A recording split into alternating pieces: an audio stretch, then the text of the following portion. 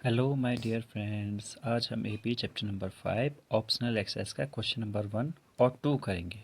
ठीक है, तो ये रहा पहला वाला क्वेश्चन, इसे आप लोग ध्यान से देखिए। Which term of an AP is it's first negative term, की पहली नेगेटिव टर्म कौन सी होगी। अब नेगेटिव होने के लिए 0 से छोटा होना पड़ेगा, यानी कि ए एन की वैल्यू हमारी कितनी होनी चाहिए, लेस देन 0 होनी चाहिए, जो कि मैंने यहाँ पर लिख रखा है। तो अगर ये होगी तो यहाँ पर ए एन की value a plus n minus one into d हम लोग रख लेंगे। तो ये रखने के लिए अब हमें क्या करना पड़ेगा, हमें करना पड़ेगा ए की वैल्यू, डी की वैल्यू, सबकी वैल्यू अगर हम जानते हैं तो यहाँ पर से हमें ए एन की वैल्यू निकालनी पड़ेगा। और less than zero, less than zero एक इनइक्वलिटी का साइन है, तो ये इनइक्वलिटी के साइन को हम सॉल्व करते हुए आगे बढ़ेंगे इस तरह से। तो यहाँ पर हमारे पास आ जाएगा 121 plus n minus one into four. अब जब हमारे पास ये वाली लाइन आ जाएगी तो उसके बाद हम क्या करेंगे, फिर हम सॉल्व करते रहेंगे।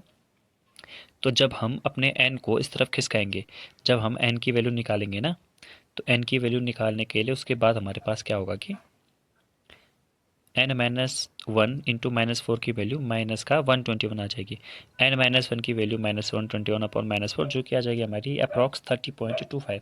बट हमें हर बारी n माइनस वन बढ़ा लेना है, क्योंकि ये बड़ा आएगा ना, इनइक्वलिटी का साइन जो है वो चेंज हो जाता है।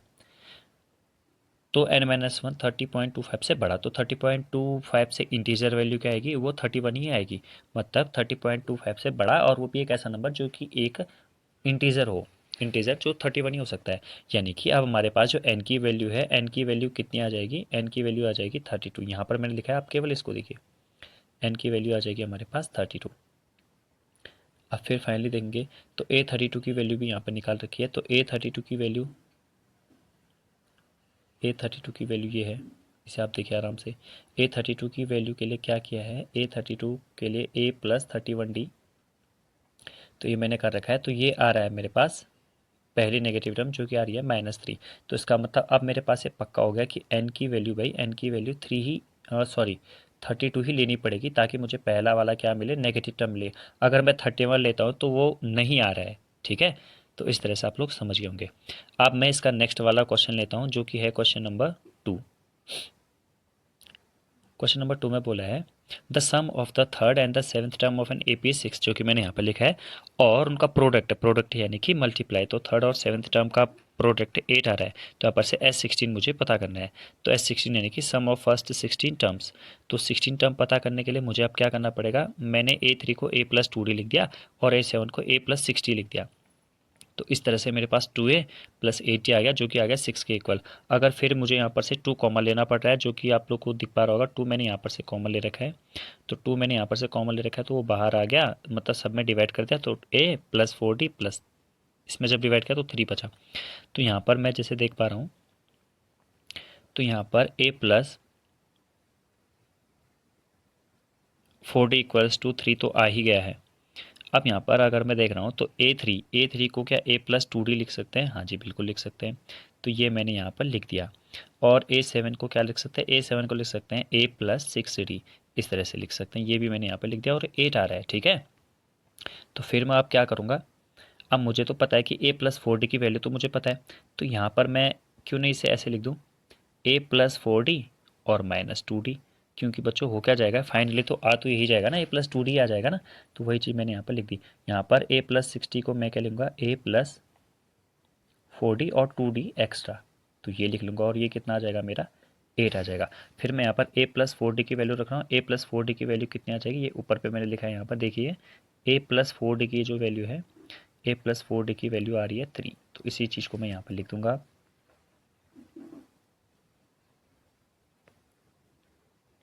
a प्लस 4d की जगह मैं लिख दूंगा 3 माइनस 2d, और यहाँ पर आ जाएगा 3 प्लस 2d, और एक कितना आ जाएगा 8।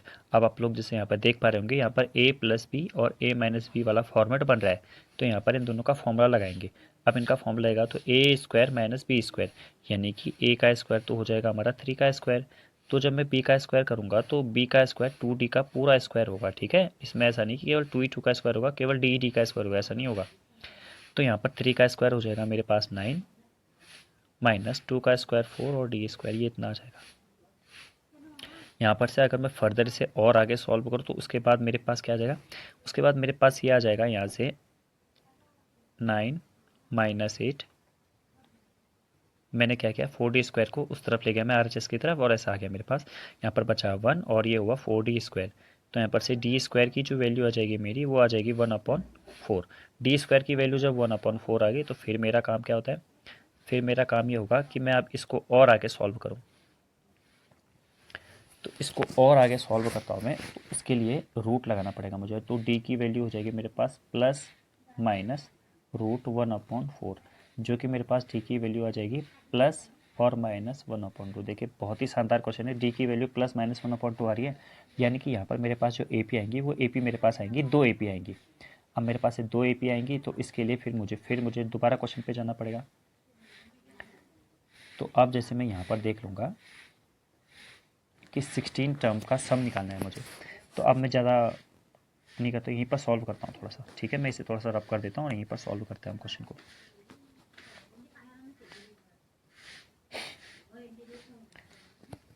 तो अब d की वैल्यू अगर मैं एक बार प्लस का 1/2 लेता हूँ तो a मेरा कितना आ जाएगा, तो यहाँ पर रख लेंगे आराम से जो अभी आए थे ना वैल्यू, a + 4d = 3, बस यहाँ पर मैं वैल्यू रख लूँगा। मुझे पता है a + 4d अगर 3 के इक्वल आ रहा है तो यहाँ से a कितना आ जाएगा 3 - 4d इंटू d की वैल्यू तो 1/2 है, तो यहाँ से a की वैल्यू कितनी आ जाएगी 3 - 4/2। जब मैं इसे सॉल्व करूँगा तो 2 3 6 6 - 4 दैट इज़ 2/2, यानी कि a की वैल्यू आ जाएगी 1। जब a की वैल्यू मेरे पास 1 आ जाएगी तो a की वैल्यू 1 आने के बाद फिर मैं क्या करूँगा, फिर उसके बाद मुझे काम करना पड़ेगा, एक AP बनानी पड़ेगी। और AP बनना शायद आप लोग को पता होगा, AP कैसे बनाई जाती है। जब AP के लिए हमारे पास हो गया a, तो उसके बाद होगा a + d, फिर a + 2d, मतलब इसी तरह से फर्दर ऑन आगे चलता रहेगा। तो a कितना आ गया मेरे पास, a आ गया 1, a + d यानी कि 1 + 1/2 यानी कि 3/2, फिर a + 2d यानी कि 2। बस इस तरह से आगे को मेरे पास बढ़ते बढ़ते हो जाएंगे। ठीक है, तो इसका मुझे सम निकालना है S16 का। तो एक काम करता हूँ मैं 16 वाली टर्म भी पहले निकाल लेता हूँ, यहीं पर कर लेते हैं।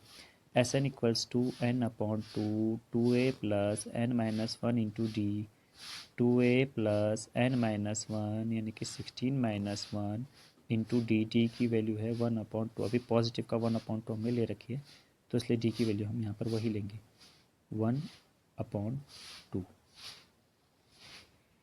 अब फिर अगर इसे सॉल्व करना होगा तो कितना हो जाएगा, ये हो जाएगा 8 ब्रैकेट 2 + 15/2, 8 इंटू 2 2 4 15 + 4 19/2, 2 से कट जाएगा 4, 19 4 76।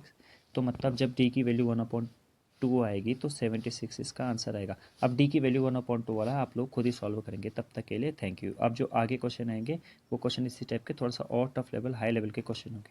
Thank you very much for saying.